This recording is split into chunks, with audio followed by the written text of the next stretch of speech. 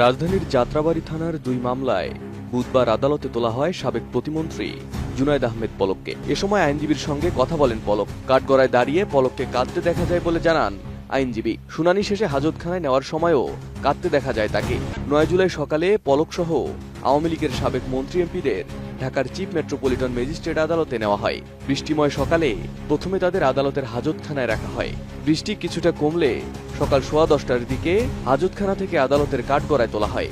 এ সময় পলকের সাথে এই মামলায় আওয়ামী লীগের অন্যান্য নেতাকর্মীদেরও আদালতে নেওয়া হয়, কিন্তু এ সময় পলককে কান্নায় ভেঙে পড়তে দেখা যায়। আদালতের কাঠগড়াতেও কাঁদেন পলক। এ বিষয়ে তার আইনজীবী ফারজানা ইয়াসমিন রাখি জানান, আদালতে এসে পলক খবর পান তার এলাকার কিছু লোক মারা গেছে, এজন্য তিনি শোকাহত হন এবং কাঁদতে থাকেন। পলকের আইনজীবী জানান, জুলাই আগস্টে বৈষম্য বিরোধী ছাত্র আন্দোলনে রাজধানীর যাত্রাবাড়ী থানার ২ মামলায় সাবেক প্রতিমন্ত্রী জুনায়েদ আহমেদ পলককে গ্রেপ্তার দেখানো হয়েছে। গত বছরের জুলাইয়ে ছাত্র জনতার শান্তিপূর্ণ বিক্ষোভে নির্বিচারে গুলি চালায় পুলিশ। প্রাণহানি ঘটে শত শত ছাত্র জনতার। দেশ জুড়ে বন্ধ করে দেওয়া হয় ইন্টারনেট সেবা। সেই বিভীষিকাময় সময়ে তখনকার ডাক, টেলিযোগাযোগ ও তথ্য প্রযুক্তি প্রতিমন্ত্রী ছিলেন জুনায়েদ আহমেদ পলক।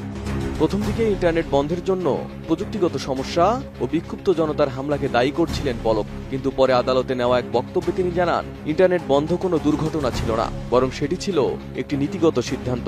তার দাবি অনুযায়ী সেই নির্দেশ এসেছিল সরাসরি তৎকালীন প্রধানমন্ত্রী শেখ হাসিনার কাছ থেকে।